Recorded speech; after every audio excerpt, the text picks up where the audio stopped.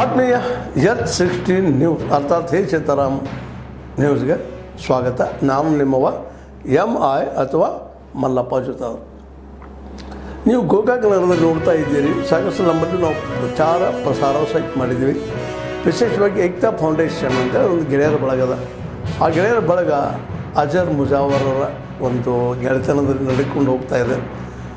ವಾರಕ್ಕೊಮ್ಮೆ ಶುಕ್ರವಾರದಿಂದ ವಿಶೇಷವಾಗಿ ಯಾವುದೇ ರೋಗಿ ಇರಲಿ ಈ ನಮ್ಮ ಗೌರ್ಮೆಂಟ್ ಹಾಸ್ಪಿಟಲ್ದಲ್ಲೇ ಅವರಿಗೆ ಮಧ್ಯಾಹ್ನದ ಅಲ್ಪೋಪಹಾರ ಅಥವಾ ಆಹಾರವನ್ನು ಕೊಡುವಂಥ ಕೆಲಸ ಮಾಡ್ತಾಯಿದ್ದಾರೆ. ಇನ್ನೂ ಅನೇಕ ಸೋಷಿಯಲ್ ಅಥವಾ ಸಾಮಾಜಿಕ ಕೆಲಸ ಮಾಡ್ತಾಯಿದ್ದಾರೆ. ಅಂಥವರು ಈ ಸಂದರ್ಭದಲ್ಲಿ ಈಗ ರಂಜಾನ್ ತಿಂಗಳಲ್ಲಿ ಇಫ್ತಿಹಾರಗೊಂಡಿದ್ದರು. ಇಫ್ತಿಹಾರದಲ್ಲಿ ಎಲ್ಲ ಧರ್ಮದ ಮುಖಂಡರನ್ನು ಅಥವಾ ನಮ್ಮ ಸ್ವಾಮೀಜಿಯವರು, ಅದೇ ಕಾಲಕ್ಕೆ ಮೌಲ್ವಿಯವರು, ಇಸ್ಲಾಮದಿಂದ ಕ್ರಿಶ್ಚಿಯನ್ರಿಂದ ಪಾದ್ರಿ ಅವರನ್ನು ಕರೆಸಿ ಅವರು ಸತ್ಕಾರ ಮಾಡಿ ಎಲ್ಲರೂ ನೆಮ್ಮದಿಯಿಂದ ಇರುವಂಥ ಒಂದು ಆಶೀರ್ವಾದ ಮಾಡಲಿ ಅಂತ ದೃಷ್ಟಿ ಇಟ್ಕೊಂಡು ಒಂದು ಫಂಕ್ಷನನ್ನು ಮಾಡಿದರು. ಆ ಫಂಕ್ಷನಲ್ಲಿ ನಮ್ಮ ವಿಶೇಷವಾಗಿ ಶಿವ ಸಂಪಾದನಾ ಮಠ ಶ್ರೀಗಳು ಮತ್ತು ಒಬ್ಬರು ಮೌಲ್ವಿಯವರು ಬಂದಿದ್ದರು. ಜೊತೆಗೆ ಪಾದ್ರಿಯವರು ಬಂದು ತಮ್ಮ ಮಾತುಗಳನ್ನು ಮಾತಾಡಿದರು, ಸಂದೇಶಗಳನ್ನು ಕೊಟ್ಟರು. ಕೂಡಿ ಹೋಗೋದಪ್ಪ, ಕೂಡಿ ಹೋದ್ರೆ ಸ್ವರ್ಗ ಇದೆ, ಸ್ವರ್ಗ ಸುಖ ಇದೆ, ತಿಕ್ಕಾಟ ಬೇಕಾಗಿಲ್ಲ ಅನ್ನೋರಂಗಾಗಲಿ ಇನ್ನೊಂದಾಗಲಿ. ಮತ್ತು ಇದು ಏಕ್ತಾ ಫೌಂಡೇಶನ್ ಈ ಹಿಂದೂ ಮುಸ್ಲಿಂ ಕ್ರಿಶ್ಚಿಯನ್ ಯಾವುದೇ ಧರ್ಮ ಮಧ್ಯದಲ್ಲಿ ಒಂದು ಸೇತುವೆ ಆಗ್ತಾಯಿದೆ, ಕೊಂಡೆಯಾಗಿ ಕೆಲಸ ಮಾಡ್ತಾಯಿದೆ, ಮಿತ್ರತ್ವವನ್ನು ಬಳಸೋ ಪ್ರಯತ್ನ ಮಾಡ್ತಾಯಿದೆ. ಅದಕ್ಕೆಲ್ಲರೂ ನಾವು ನೀವು ಯಾವ ಸಹಕಾರ ನೀಡೋದು ನಮ್ಮ ಕರ್ತವ್ಯ ಅಂತ ಹೇಳ್ತಿದ್ದೀನಿ. ಆದ್ದರಿಂದ ನಾನು ನಿರ್ಧಾರ ನಿಮಗೆ ಬಿಟ್ಟಂಥದ್ದು. ಬಟ್ ಅವ್ರು ಮಾಡುತ್ತಿರುವಂಥ ಕೆಲಸಗಳು ನಿಮ್ಗೆ ತೋರಿಸಲು ನಮ್ಮ ಕೆಲಸ. ಆ ದಿಸೆಯಲ್ಲೇ ನಾವು ನೋಡಿದಂಥ ಈ ಒಂದು ದೃಶ್ಯಾವಳಿಗಳನ್ನು ನಿಮ್ಮ ಮುಂದೆ ಬಿಡ್ತಾಯಿದ್ದೀವಿ. ಇದರ ಸ್ವಾಮೀಜಿಗಳು, ಪಾದ್ರಿಗಳು ಮತ್ತು ಅದೇ ಕಾಲಕ್ಕೆ ನಮ್ಮ ಇವರು ಮೌಲ್ವಿಗಳು ಸಹ ತಮ್ಮ ಮಾತುಗಳನ್ನು ವಿಚಾರಗಳನ್ನು ಹೇಳಿದ್ದಾರೆ. ತಾವು ನೋಡ್ರಿ. ಬೇಡುವಂಥ ವ್ಯವಸ್ಥೆ ಬೇರೆ ಆದರೂ ಕೂಡ ಕೂಡೋದು ಮಾತ್ರ ಒಂದು ಕಡೆ. ನದಿಗಳು ಎಷ್ಟೋ ನದಿಗಳು ಹರಿದ್ರು ಕೂಡ ನಾವು ಹೋಗಿ ಎಲ್ಲಿ ಕೂಡ್ತಾವೆ ಅಂತಂದರೆ ಸಮುದ್ರವನ್ನು ಕೂಡಿ ಸಾಕಾಗ್ತವೆ. ಆ ನಿಟ್ಟಿನಲ್ಲಿ ಎಲ್ಲ ಧರ್ಮದ ಉದ್ದೇಶಗಳು ಒಂದೇ ಇರೋದರಿಂದ ಎಲ್ಲರೂ ಸೇರೋದು ಕೊನೆಗೆ ಅಲ್ಲಾನ ಪಾದಾನೇ. ಅಲ್ಲ ಬೇರೆ ಅಲ್ಲ, ಮನುಷ್ಯ ಬೇರೆ ಅಲ್ಲ. ಮನುಷ್ಯ ಅಜ್ಞಾನದ ಅಂಧಕಾರದಲ್ಲಿ ಯಾರು ಅನ್ನೋದು ಮರ್ತಿದ್ದಾನೆ. ಅದಕ್ಕೆ ಅಲ್ಲಾನ ಕೃಪೆ ಅವನಾಗಿಲ್ಲ. ಯಾರನ್ನು ತಿಳ್ಕೊಂಡ ಅಂತಂತಂದರೆ ಅಲ್ಲಾನೇ ಅವಾಗಿರ್ತಾನೆ. ಆ ನಿಟ್ಟಿನಲ್ಲಿ ಮನುಷ್ಯ ನರ ದೇವನಾಗಬಹುದು, ಮನುಷ್ಯ ದೇವನಾಗಬಹುದು. ದೇವನಾದ ನಂತರ ಮನುಷ್ಯ ಆಗಲಿಕ್ಕೆ ಸಾಧ್ಯ. ದೇವನಾದ ನಂತರ ಮನುಷ್ಯ ಆಗಲಿಕ್ಕೆ ಸಾಧ್ಯ ಇಲ್ಲ. ಕುಂಬಾರ ಒಂದು ಮಡಿಕೆಯನ್ನು ಮಾಡ್ತಾನೆ. ಕೊನೆ ಮಾತು, ಕುಂಬಾರ ಒಂದು ಮಡಿಕೆಯನ್ನು ಮಾಡ್ತಾನೆ. ಆ ಮಣ್ಣು ತಂದು ಅದನ್ನು ಹದ ಮಾಡಿ ಅದನ್ನೆಲ್ಲ ತನ್ನ ತಿಳಿ ಮೇಲಿಟ್ಟು ಅದನ್ನು ಮಡಿಕೆಯನ್ನು ಮಾಡಿ ಒಣಗಿಸಿ ಅದನ್ನು ಸುಡ್ತಾನೆ. ಸುಟ್ಟ ನಂತರ ಅದೇನು ಮಡಿಕೆ ಆಗ್ತೈತಿ, ಬಾಸಿನ ಟನ್ ಟನ್ ಟನ್ ಅಂತಿರ್ತೈತಿ. ಆ ಮಡಿಕೆ ಹೊಳ್ಳಿ ಮಣ್ಣಾಗೋದಿಲ್ಲ. ಮಡಿಕೆ ಒಳ್ಳೆ ಮಣ್ಣಾಗೋದಿಲ್ಲ. ಹಂಗೆ ಯಾವುದೇ ಜೀವಾತ್ಮ, ಯಾವುದೇ ಮನುಷ್ಯ ಭಗವಂತನ ನಾಮಸ್ಮರಣೆ ಮಾಡಿದ ಅಂತಂತಂದರೆ ಅವನು ಕೂಡ ಭಗವಂತನೇ ಆಗ್ತಾನೆ, ಒಳ್ಳೆ ಮನುಷ್ಯ ಆಗೋದಿಲ್ಲ. ಆ ನಿಟ್ಟಿನಲ್ಲಿ ಯಾವುದೇ ಧರ್ಮ ಮನುಷ್ಯನಿಗೆ ಒಳ್ಳೆಯದಾಗಲಿಕ್ಕೆ, ಮನುಷ್ಯ ಸನ್ಮಾರ್ಗಕ್ಕೆ ನಡೀಲಿಕ್ಕೆ ದಾರಿದೀಪ ಆಗ್ಯಾವ ವಿನಃ ಮನುಷ್ಯ ಕಚ್ಚಾಡ್ರಿ ಅಂತೇಳಿ ಯಾವ ಧರ್ಮ ಕೂಡ ಹೇಳಿಲ್ಲ. ಆ ನಿಟ್ಟಿನಲ್ಲಿ ಇಸ್ಲಾಂ ಧರ್ಮ ಕೂಡ ಎಲ್ಲರಿಗೂ ಏನು ಹೇಳಿದೆ ಅಂತಂತಂದರೆ ಎಲ್ಲರೂ ಸ್ನೇಹದಿಂದ ಪ್ರೀತಿಯಿಂದ ಬದುಕ್ರಿ ಎನ್ನುವಂಥ ಸಂದೇಶವನ್ನು ಸಾರಿದೆ. ಆ ನಿಟ್ಟಿನಲ್ಲಿ ಇವತ್ತು ಇಸ್ಲಾಂ ಧರ್ಮದ ಒಂದು ದೊಡ್ಡ ಹಬ್ಬ ರಂಜಾನ್ ಹಬ್ಬ. ಅದರಲ್ಲಿ ವಿಶೇಷ ಏನು ಅಂತಂದರೆ ಇಸ್ಲಾಂ ಧರ್ಮದಲ್ಲಿ ನಾವು ಕಂಡಿದ್ದು ಅವರಲ್ಲಿ ಎಂಜಲ ಸಂಸ್ಕೃತಿ ಇಲ್ಲ. ಅಂದರೆ ಎಲ್ಲರೂ ಕೊಡ್ಕೊಂಡು ಸಹಭೋಜನ ಮಾಡುವಂಥದ್ದು, ಒಂದೇ ತಟ್ಟಿಯಲ್ಲೇ ಎಲ್ಲರೂ ಕೂಡ್ಕೊಂಡು ಭೋಜನ ಮಾಡುವಂಥದ್ದು ನಾವು ವಿಶೇಷವಾಗಿ ಕಾಣೋದು ಅಂತಂತಂದರೆ ಅದು ಇಸ್ಲಾಂ ಧರ್ಮದಲ್ಲಿ.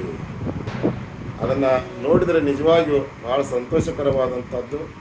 ಆ ನಿಟ್ಟಿನಲ್ಲಿ ಇವತ್ತು ರಂಜಾನ್ ಹಬ್ಬವನ್ನು ಇಡೀ ಜಗತ್ತನ್ನೇ ಆಚರಣೆ ಮಾಡ್ತಾ ಇದೆ. ಕೇಳಿ ಮೌಲಾನ ಅವರಿಗೆ 30 ತಾರೀಕು ಕೊನೆ ಅಂದರೆ ಅಂತಂದೇ ಇಲ್ಲ, ಚಂದ್ರ ಯಾವುದು ಕಾಣ್ತಾನೋ ಮರನೇ ದಿನ ಹಬ್ಬ ಅಂತ. ಭಾಳ ಒಳ್ಳೆಯದು. ಎಲ್ಲರೂ ಪ್ರೀತಿಯಿಂದ ಬದುಕ್ರಿ, ಪ್ರೀತಿಯಿಂದ ಬಾಳ್ರಿ, ಎಲ್ಲರನ್ನು ಪ್ರೀತಿಸ್ರಿ. ಮೊದಲಿಗೆ ನಿಮ್ಮನ್ನು ನೀವು ಪ್ರೀತಿಸ್ರಿ. ಮೊದಲಿಗೆ ನಮ್ಮನ್ನು ನಾವು ಪ್ರೀತಿಸ್ಕೊಂಡಿವಿ ಅಂತಂದರೆ ಇನ್ನೊಬ್ಬನ ಪ್ರೀತಿಸುವಂಥ ಸ್ವಭಾವ ಬರುತ್ತೆ. ಆ ನಿಟ್ಟಿನಲ್ಲಿ ಪವಿತ್ರವಾದಂಥ ಹಬ್ಬಕ್ಕೆ ಈ ಜಗತ್ತಿನ ಎಲ್ಲ ಇಸ್ಲಾಂ ಸಮಾಜದವರಿಗೆ ಶುಭಾಶಯಗಳನ್ನು ತಿಳಿಸ್ತಾ ನನ್ನ ಹೇಳಿದ ಏನಪ್ಪಾ ಅಂತಂದ್ರೆ ಶಾರೀರಿಕವಾಗಿ ನಾವು ಉಪವಾಸಗಳನ್ನು ಮಾಡುವಾಗ ನಮ್ಮ ಶರೀರ ಏನಾಗಿದೆ ಅದು ಉತ್ತಮವಾಗಿದೆ, ಆರೋಗ್ಯಕ್ಕೆ ಉತ್ತಮವಾಗಿದೆ ಎಂಬುದಾಗಿ ಕೂಡ ಏನಪ್ಪಾ ಅಂತಂದ್ರೆ ನಾವು ಇವತ್ತಿನ ವಿಷಯಗಳಲ್ಲಿ ಏನಪ್ಪಾ ಅಂತಂದ್ರೆ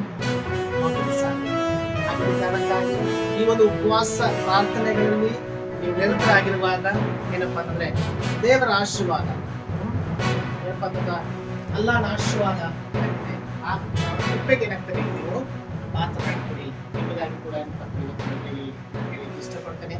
ಕೆಲವು ಸಂದರ್ಭದಲ್ಲಿ ನಾವು ಉಪವಾಸ ಇದ್ದುಕೊಂಡು ನೀವು ಸಾಮಾಜಿಕವಾದಂತಹ ಕಾರ್ಯಗಳಲ್ಲಿ ನಿಮ್ಮನ್ನು ತೊಡಗಿಸಿಕೊಂಡಿದ್ದೀರಿ, ಅದು ಕೂಡ ದೇವರಿಗೆ ಏನಪ್ಪಾ ಅಂತಂದ್ರೆ ಹೆಚ್ಚಿಗೆ ಆದಂಥದ್ದು.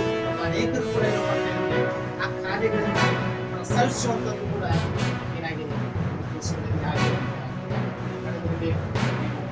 ಕೊಡುವಂತ ನಾಣ್ಯಗಳಿರ್ಬೋದು, ಬಟ್ಟೆ ಇರ್ಬೋದು, ಆಹಾರ ಇರ್ಬೋದು, ಇನ್ನಿತರ ಔಷಧ ಉಪಚಾರಗಳಿರ್ಬೋದು, ಸೊ ಅನೇಕ ವಿಧವಾದ ರೀತಿಯಾದಂತಹ ಸಾಮಾಜಿಕ ಕಾರ್ಯಗಳಲ್ಲಿ ಏನಪ್ಪಾ ಅಂತಂದ್ರೆ ನೀವು ತೊಡಗಿಕೊಂಡಿರಿ. ಅದನ್ನ ಮಾಡುವಂತದ್ದು ಏನಪ್ಪಾ ಅಂತಂದ್ರೆ ಬೈಬಲಲ್ಲಿ ಮಾತು ಹೇಳ್ತಾರೆ ಏನಪ್ಪಾ ಅಂತಂದ್ರೆ ನಾವು ದಿಕ್ಕಿಲ್ಲದವರಿಗೆ, ಬಡವರಿಗೆ, ಅನಾಥರಿಗೆ ನಾವು ಏನಾದ್ರೂ ಸಹಾಯ ಮಾಡುವಾಗ ಕೊಡುವಾಗ ಅದು ದೇವರಿಗೆ ಸಲ್ಲುವಂತದ್ದಾಗಿದೆ ಎಂಬುದಾಗಿ ಬೈಬಲ್ ಕೂಡ ಏನಾಗಿ ಹಾಗಿದ್ದ ಕಾರಣಕ್ಕಾಗಿ ನಾವು ಏನಪ್ಪಾ ಅಂತಂದ್ರೆ ಈ ಏಕತಾ ಫೌಂಡೇಶನ್ ಮೂಲಕವಾಗಿ ಈ ರೀತಿಯಾದಂತಹ ಒಂದು ಅನ್ಯೋನ್ಯತೆ ಭೋಜನ ಕೂಟವನ್ನ ನೀವು ಮಾಡಿದ್ದೀರಿ. ತುಂಬಾ ಸಂತೋಷ. ಅದನ್ನು ಕೂಡ ಹಾಗೆ ನೀವು ಆಹ್ವಾನ ಕೊಟ್ಟಿದ್ದೀರಿ.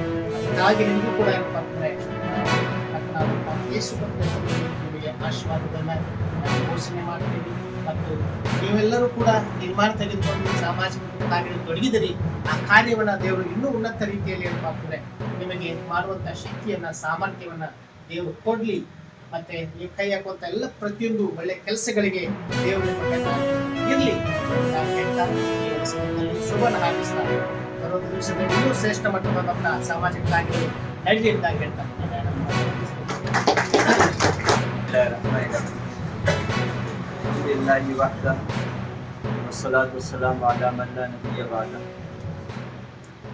इस वक्त बयान का मौका नहीं है, मैं एक छोटी सी हदीस पढ़कर कुछ दो चार बातें आप लोगों को सुना अल्लाह की नबी फरमाते अफ़शुस सलाम अक़िमुत्ताम वसल्लु बिल्लैलि वन्नासु नियाम तदखुलुल जन्नत बिसलाम। एक छोटी सी हदीस है, चार चीज़ें इसमें अल्लाह की नबी ने फरमाई। सबसे पहले अफ़शुस सलाम, सलामती को फैलाओ। सलामती को फैलाने का क्या मतलब? इसका एक साइन है सलाम करना, जिसे हम कहते हैं, और इसका मकसद है लोगों को सलामती देना, यानी हमारी ज़ात से किसी को तकलीफ ना पहुँचे। बुखारी की हदीस है, फरमाते हैं अल मुस्लिम मन सलिमल मुस्लिमून मिन यदिही व लिसानिही। मुसलमान वो है जिसके हाथ और ज़ुबान से मुसलमान महफूज रहे, यानी हमारे हाथ से किसी को तकलीफ ना पहुँचे, हमारी ज़ुबान से किसी को तकलीफ ना पहुँचे। दूसरी चीज़ फरमाया अतइमुत ताम, लोगों को खाना खिलाओ। ये वो काम है कि आदमी दूसरों की ज़रूरत को, दूसरों के दर्द को अपने अंदर महसूस करे तो वो इंसान है, और जो दूसरों के दर्द को महसूस अपने अंदर न करे वो इंसान नहीं। माशाल्लाह यही काम हमारे अज़हर की तंजीम फाउंडेशन भी कर रही है। अल्लाह इन्हें खुद तरक्यात से नवाजे, अल्लाह इन्हें सिरात मुस्तकीम पर कायम फरमाए। तीसरा फरमाया सल्लु बिल्लैलि वन्नासु नियाम, रात के वक्त जब लोग सोए रहे उस वक्त नमाज पढ़ो। यानी इसमें ये सबक दिया जा रहा है कि इबादत सिर्फ अल्लाह के लिए करो, ऐसा नहीं कि लोग देख रहे हैं इसके लिए। रात के वक्त सब अपने अपने घरों में सोए हुए, उस वक्त आदमी जब नमाज पढ़ता है तो उसकी वो नमाज सिर्फ उसके और उसके रब के बीच का मामला है। फरमाया सल्लु बिल्लैलि वन्नासु नियाम, जब लोग सोए हुए हो उस वक्त नमाज पढ़ो। और ये सब का रिजल्ट क्या मिलेगा? तुम जन्नत में सलामती के साथ दाखिल हो जाओगे। माशाल्लाह रमज़ान का महीना चल रहा है, और ये रमज़ान का जो महीना है, 2 अशरे गुजर गए, अल्लाह माफ़ करे, जैसे बात करनी तो नहीं कर सके, जो बच्चे कुछ वक्त है हम कोशिश करें उस वक्त को सही से गुजारें। और ये रमज़ान का महीना क्या है? रमज़ान का महीना हमें इंसानियत का सबक देता है। रमज़ान का महीना हमें बुराई से बचने का सबक देता है। एक महीना हमें प्रैक्टिस करवाई जा रही है, मशक करवाई जा रही है। किस चीज़ की? हम गौर करें। अभी रोज़ा हम लोगों ने छोड़ा, सुबह 5:30 बजे से 5:15 बजे से लेकर सूरज डूबने तक हम लोग भूखे रहे, प्यासे रहे, खाना खाना छोड़ दिया, पानी पीना छोड़ दिया। ये जिस चीज़ों से हम रुके रहे वो गलत काम नहीं थे। पानी पीना अच्छा काम है, खाना खाना अच्छा काम है। अगर आदमी की जान जाने का अंदेशा और वो पानी न पिए तो गुनहगार हो जाएगा, वज़ीफ़ा ज़रूरी हो जाता है। तो करने के कामों से इस एक मुतय्यन वक्त में, एक टाइम पीरियड में अल्लाह रोक रहे हैं। खाना मत खाओ, पानी मत पियो। कोई तुम्हें बुरा कहे उसे जवाब में बुरा भी मत कहो।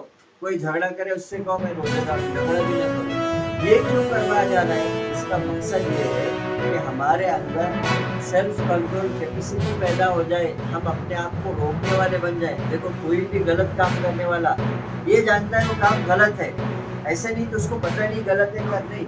99% लोग जानते हैं गलती करने वाले कि गलत है, फिर भी करते हैं। क्यों करते हैं? इसलिए कि सेल्फ कंट्रोल नहीं है। अपने आप को रोकने की ताकत और पावर उसके अंदर वही रमज़ान में पैदा किया जा रहा है। इसका मकसद ये है कि जब आदमी अच्छे कामों को छोड़ दे, बुरे कामों को बदरजा अवला छोड़ेगा। अल्लाह कुरान में सूरह बकरा में आयत नंबर 183 में फरमाते हैं, कुतिबा अलैकुमुस्सियाम या अय्युहल्लज़ीना आमनू कुतिबा अलैकुमुस्सियाम, ईमान वालों तुम्हारे ऊपर रोज़े फ़र्ज़ है। किस लिए फ़र्ज़ है? आगे मकसद दर्ज करना है। लोगों को तो फ़र्ज़ नहीं थे, मकसद दर्ज करना लअल्लकुम तत्तक़ून, ताकि तुम्हारे अंदर अल्लाह का डर पैदा हो जाए और तुम बुरे कामों से बचने वाले बन जाओ। अल्लाह से हमारी दुआ है कि अल्लाह हमें इस रमज़ान को सही तरीके पर गुजारने वाला बनाए, रमज़ान की बरकतों से हमें मालामाल फरमाए, हमें तमाम बुरे कामों से रोकने वाला बनाए, भाईचारा, लोगों पर खैर भलाई करने वाला हम सबको बनाए। अस्सलाम वालेकुम वरहमतुल्लाहि